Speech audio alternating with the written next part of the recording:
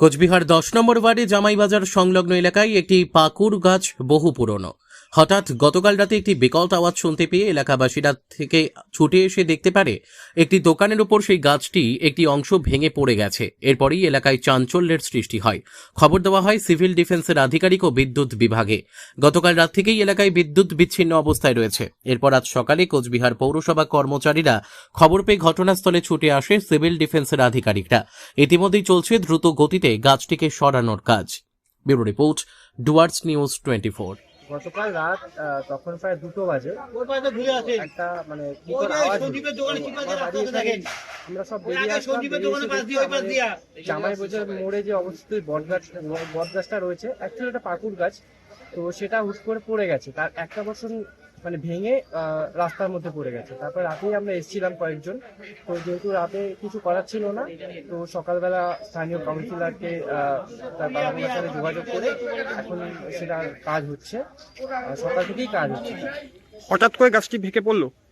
Actually এটা তো অনেক পুরোনো গাছ, তো সেক্ষেত্রে বৃষ্টিতে ভিজে ভিজে গাছটা হয়তো একদম নষ্ট হয়ে গেছিল। তো সেই জন্য হুট করে, যেহেতু দুদিন থেকে বৃষ্টি হচ্ছে, সেক্ষেত্রে হয়তো পড়ে গেছে। তাহলে তো কান্নাসে এখানে স্থানীয়, ওখানে এই বট গাছের নিচে একজন দোকান করে।